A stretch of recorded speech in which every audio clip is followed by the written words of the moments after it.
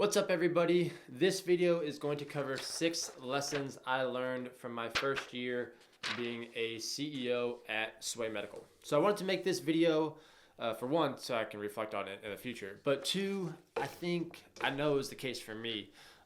When I was going through university and when I was young in my career, I always kind of wondered what it would be like to be a CEO, and it's kind of the goal that I was striving for, right? If you're trying to grow in your career, ultimately the position that lands you at is CEO.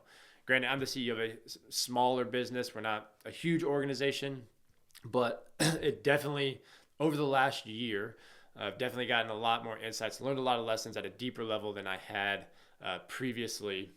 So wanted to take the time to share those with you today.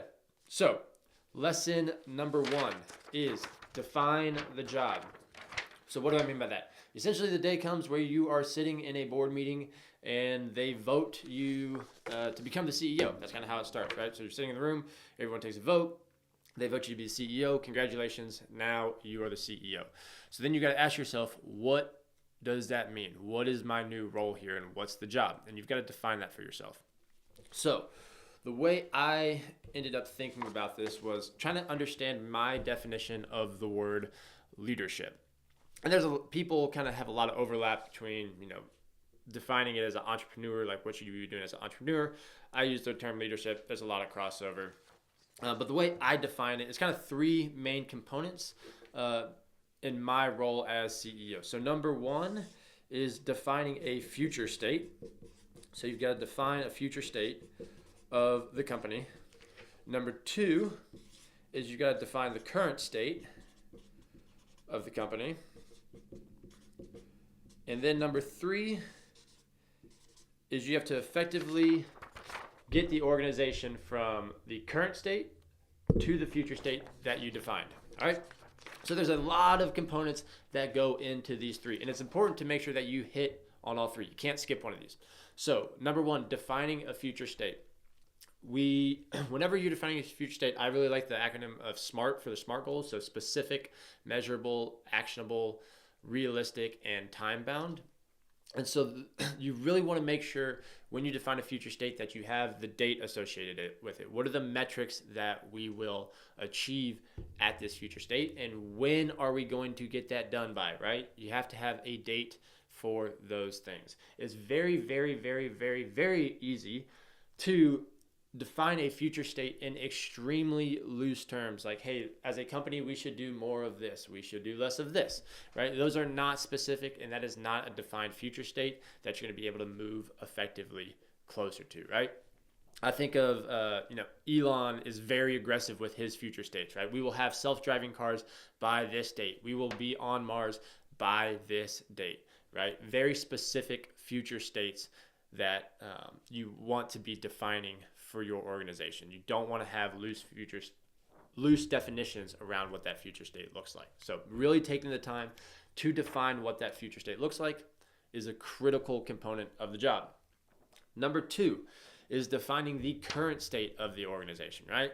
So obviously this is probably a little bit simpler than what the future state is, but you want to make sure that you have defined what the future state is. Maybe it's, hey, what are our current sales? Where's our product at currently? There's a bunch of different things you can do there. You need to define the current state of the organization. And then number 3 is how do you move effectively between the current state and the future state, right? And so there's a few different things at the level of CEO that apply here, right? Because one, this has become my definition of leadership, right? If you're being a complete leader, you need to be doing all 3 of these things, and that is independent of where you are in the organization. This isn't just for the CEO. So for example, I started at Sway as a front-end developer, and then I moved up to leading the product, then I moved up to leading operations, and then I moved up to the CEO position. So let's talk about when I was leading the product. Essentially what you would do, or what I would do then is, hey, I would define a future state. What that looks like is the next version, right? So say at the time we were on version 5.0, what does version 5.1 look like? And define that. These are the features that we're going to have. These are the dates we're going to have them by. Here's why we are going to build those specific features and why we have prioritized them in the way we have, right? So that's defining the future state, defining the current state for our app is a little bit simpler because you got the app. That said, there's a lot of different ways you can go about conveying what the current state looks like and using graphics and helping other people understand how you think about the current state. I can make a whole nother video on that. Not going to dive into that right now. And then number 3 is how you move from the current state to that future state and how effectively you go about doing that, right? So this is my definition of leadership, and it applies to every position within the organization, not just the position of CEO. But when you get to the level of CEO, you have to do this for the entire organization. And really, I think the key that is a lot tougher is the future state, because the future state is very abstract. You can take the company in a million different directions, and you've got to decide which direction you are going to take the company in on that future state. So there's also one more thing I wanted to mention along this thought process, and it was actually a tweet that I saw from Elon Musk, and it said, the outcome of any given company is the vector sum of the people within it. Improve the alignment of the individual vectors, and their amplitude and the outcome will improve accordingly. And so when I hear that, what I think about is this step 3, right? The more we empower our team members, so that would be the amplifying the vector, so giving them more strength, kind of, if you think of them as arrows that are all pushing towards the mission, the bigger you can make each arrow and the more you can make sure they are pointed in the same direction, so the more you can align them around what that future state is, and the more you empower them to move effectively through that, the faster you are going to get to that state. All right? So that was a super interesting definition from Elon that I really liked, and I thought summed up one of the key components of leading a company very well. All right. With that, lesson number 2 is you've got to define behaviors. Okay, so this one still is probably one of my weaker points as a CEO and just as a leader in general, right? And so I think one of the things kind of we all struggle with personally is figuring out what behavior and what standard we want to hold ourselves to, right?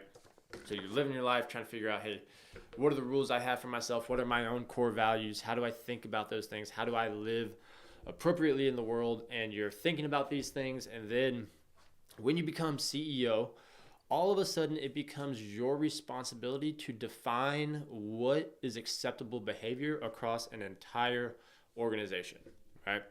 And so I know for me, I still struggle with defining that for myself, right? And there's plenty of times I find myself falling short of the values that I find important for myself, and I know my foibles better than anybody else, but that regardless of that, you still have to define the behaviors and define the standards that you have within the organization, right? So before I was the CEO, it was really easy to look at whatever the company culture was and just point out the holes and blame it on somebody else. And really, it's not my problem, right? Someone else has to define that. And so I can point out, hey, so-and-so's, in my opinion, they are falling below this standard that I haven't really thought about that much. And why hasn't someone in a leadership position taken action on that, right? And so whenever you do become the CEO, now all of that is on your plate. And one of the things that I failed to do, and I failed to do this a lot in my career, is really getting specific on how, what a good behavior actually looks like, right? It's easy to be abstract in the, hey, do more of this, do less of this. And I'm being abstract right now. So let me dive in on a specific example. There was a case where I was talking to a colleague, and one of the things I was trying to convey was, hey, whenever you're in meetings, whenever a new idea comes up, or if you're presenting a plan and somebody presents a different option to that plan, you really struggle with hearing that plan and taking it in and considering it and considering adjusting your plan that you already had, right? So new idea comes in, you just put up a wall, and that new idea is not allowed to come into the meeting because you had already come in and crafted this plan. And anytime you see new ideas coming in and you see new suggestions coming in, you put a barrier up and that shuts down the entire conversation. And that's leading to a whole bunch of negative things that are happening as a consequence, right? And so I was talking to this person and trying to convey to them like, hey, you're losing leadership capital when you do this thing, et cetera, et cetera. You know, you're losing trust. People aren't going to want to continue to help you and give you recommendations. So this is a behavior that we need to adjust, right? And that person asked me, okay, great. How do I do that? And in the moment, I gave a horrible answer. I started talking about how, you know, you've got to be more open-minded. You've got to listen to those, what's coming in. You need to consider it, right? And I was very vague with like the actual, what is the protocol? What are the behaviors that you need to take in that moment to go from where you are to where we want to be, right? So how do we make that effective? And now the answer would look more like something of, hey, whenever you see a new idea come in, number one, listen to it, right? Hear it out. And try to focus in on really making sure you digest what the person is saying. Step number two, give them a read back. Rephrase what they just told you so that you can make sure that you understand what they're trying to tell you. Number three is steelman the heck out of their idea. Try to explore every single way that their idea could possibly be better than yours. And maybe step three before that would be thank them for the idea and then try to steelman their idea as much as you can to see if you can implement that into your plan, right? So that would be like, hey, here's the actual behaviors. Here's the situation. Here's the behaviors you need to enact in that situation to start gaining leadership capital, start gaining trust in those things. And so for me, I think that's been one of those things of, hey, how do I get specific on defining behaviors for individuals and people so that they can actually work on gaining leadership capital, right? So that's been big for me. So kind of two components to that. Number one is, hey, you are responsible for drawing the line of what acceptable behavior is.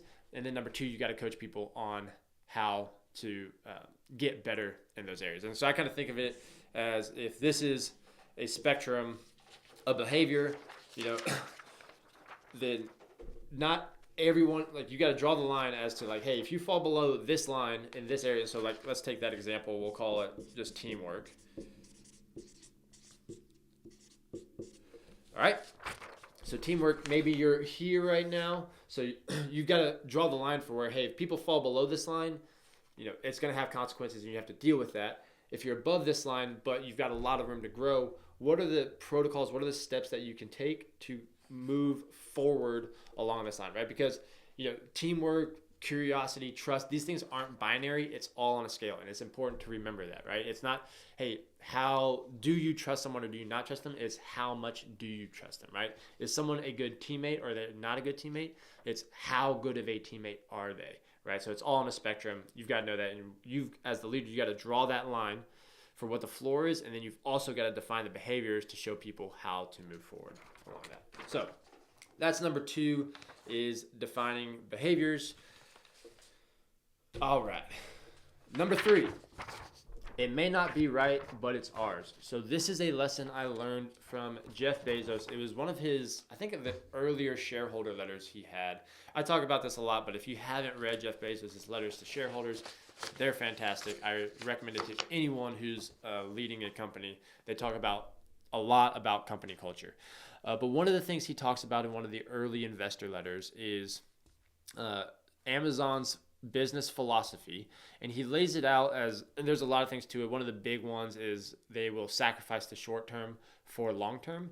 And as he kind of details their philosophy and how he leads the business, one of the things he says at the end of that is, it may not be the right investment philosophy, but it's ours. And it's something along those lines. Maybe it's, we're not claiming that this is the right investment philosophy. All we're saying is it's ours.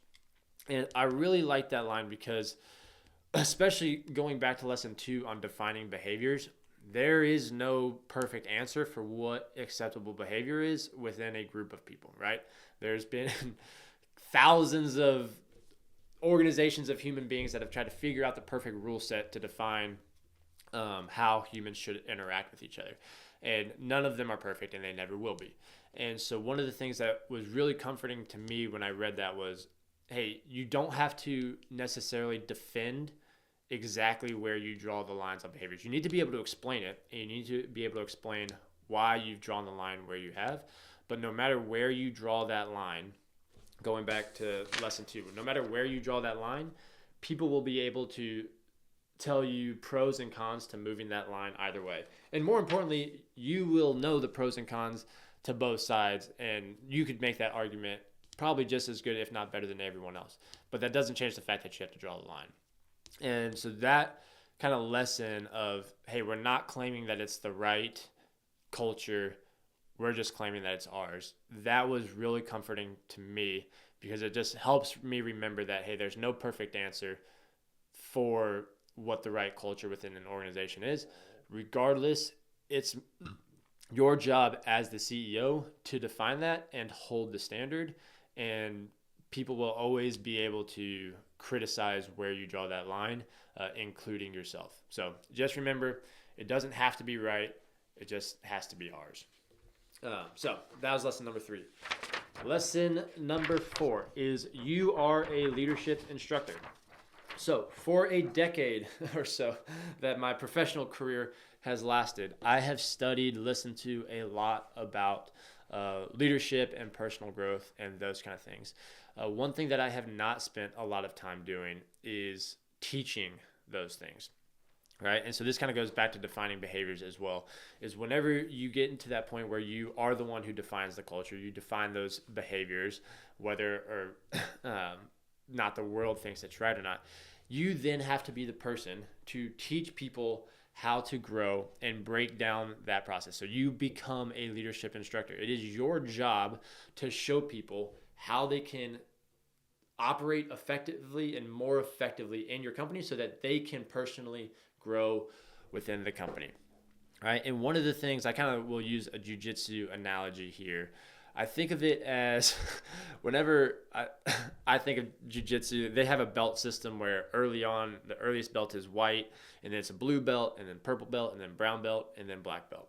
And so when I think of myself as a leader and my skill set as a leader, I think of myself as maybe a high-level white belt or low-level blue belt, which for those of you who haven't done martial arts, essentially means you've stuck around long enough to learn a little bit and kind of get a few things right, but ultimately you've got no idea what you are doing. And that's kind of what I feel like in the leadership role sometimes. And just my leadership journey, I think I still have a very, very, very long way to go.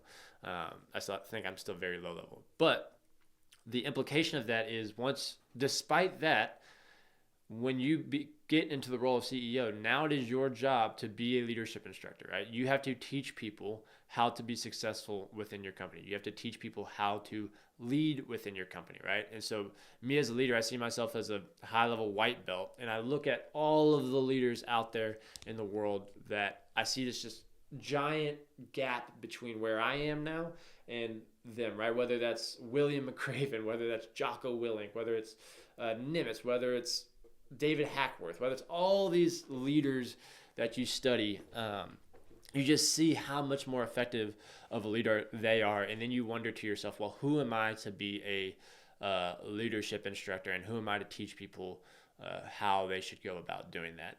And regardless of all those thoughts going through your head, it doesn't matter. You are the leadership instructor within your organization. You're the one setting the culture, and you're the one that has to teach people how to be effective within that culture, whether you feel like you're ready to or not. It's probably similar to feeling as when you become a parent for the first time. You're like, oh, I guess I got to make the rules around here, right? You don't necessarily feel like you are ready to take on that responsibility, but regardless, that's the job, and you've got to make those decisions. And important to say, with all of these things, not making decisions around these things is making decisions around these things, right? So not drawing the line on what the standard is or what the minimum standard is to be a part of the organization is drawing a line. It's just drawing the line at the lowest possible point. So whether you want to make these decisions or not, those decisions are being made. The question is just, are you avoiding it? So that was lesson number 4. You are a leadership instructor. Lesson number 5 is your dependency on others just continues to skyrocket. All right, so I'm the CEO of a healthcare technology company. My undergrad studies was in civil engineering. I started off my career in sales and project management in the HVAC industry. I taught myself a little bit how to code, and then I started here as a front-end developer, writing code, and then worked my way up to be the CEO. And I have no idea on a whole lot of things in the healthcare industry. I'm by far the worst developer at our company, and there's plenty of people who are way better software developers than me. I don't know all the regulatory side. There's a ton of operational stuff I don't know. There's so many things that I don't know, yet I am the CEO of this healthcare technology company that has just a huge variety of skill sets among our employees that we bring together to go toward our mission. And so essentially, all that to say is I'm extremely dependent on every single person at our company to get the things done that we need to get done. And early on in your career, you have a lot of individual agency over whether the things that you are being measured by are getting done, right? So it's, hey, Petti had these 5 tasks and Petti effectively executed those tasks, and I could do all those tasks myself and make sure they got done, right? Whereas now I'm extremely dependent on other people to do all of the spectrum of things we need to do as an organization to get from that current state to the future state. And it's just a very different way of operating and a different skill set to learn how to lead people and get the entire organization to where it needs to go versus just really owning your specific things that you can execute on all of those items. So yeah, dependency on other people's just skyrockets as you move up through the ranks. You're extremely dependent on everyone within your organization, and that just gets highlighted and amplified a whole lot once you're in the seat. So that's lesson number 5. Dependency on others goes way up. And then lesson number 6 is it is not the loneliest job in the world. So this was something I heard several times very early on, is that being a CEO is the loneliest job in the world. And I think what people meant by that when they were telling me that was that there's a lot of decisions you have to make that other people can and should be critical of, right? So whether it's the future state of the organization, right? You have to find this future state.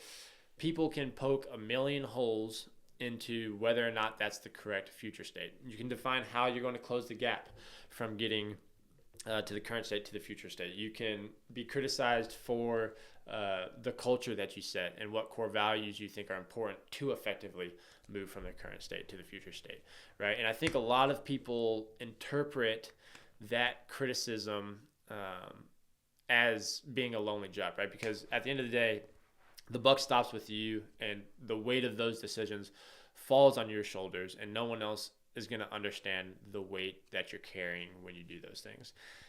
And all of that is true, but what I would push back on that is that is all a function of any leadership position, right? So no matter where you are within an organization, if you are a leader and you are defining a future state, no matter how small of a component that is for your company, by defining a future state, by defining criteria for success, you are defining criteria for failure.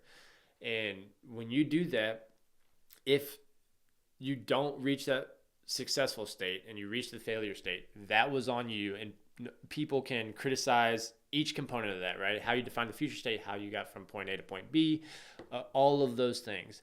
So I think in general, whenever you truly see yourself as a leader, whenever you take on that responsibility, there are going to be times when it feels lonely because you and you alone will be responsible for the outcomes of what happens, right? And so I think that was something that I don't know if I could say I understood it or articulated it, but I think it was something I definitely experienced already rising through the ranks of being willing to define future states, being willing to, and actually failing along the way. And kind of having that feeling of, well, hey, I'm making decisions. People disagree with it. That's okay. We're going to move forward anyways. And if I fail, that's okay too. I'm going to own that. So that feeling is lonely. And just when you get to being a CEO, it's just amplified because it's bigger decisions, bigger mistakes that you make, et cetera, et cetera, et cetera. So all that to say, are there parts of it that are lonely? Yes. But at the same time, it's awesome to be able to lead a team and have the opportunity to have relationships with all the people that I do, right? While there are individual times where it does feel lonely, where I feel like I've got to make decisions on my own and take responsibility for that, which I certainly do, there's a ton of times where I'm having a great time with the team. We're working together. We're building toward the future. We're aggressively moving toward these future states. You know, we're hanging out, we're laughing, we're having fun. We're going to conferences. There's a million things of the job that are a ton of fun, and the relationships that you get to build throughout that process are just absolutely awesome. And so that would be just one thing I want to demystify is it can be lonely if you really only focus on the fact that you are responsible if failure occurs and you have to deal with people disagreeing with the direction you want to go all the time. But at the same time, you have an awesome opportunity to build great relationships and different types of relationships than you ever have in the past. And that's the opposite of lonely. I think that part's a blast, and it's part of the job that I really do love. So that's just one thing I want to demystify is I don't think it's the loneliest job in the world. There are certain aspects that are lonely, but there's also just so many great parts of it too. And by the way, there's like, you know, Navy SEALs out there by themselves, like hundreds of feet underwater, putting booby traps on ships. And there's way lonelier jobs out there. There's the, probably the loneliest one is I forget the guy's name, but whenever the astronauts would go to the moon, they'd be 3 people on the mission.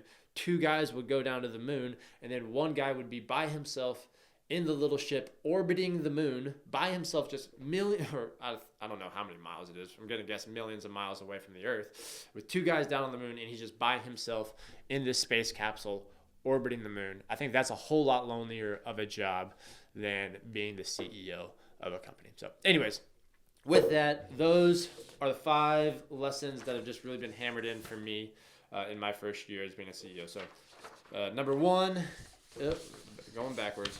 Number 1, define the job. Number 2, define the behaviors that will make people successful within your organization.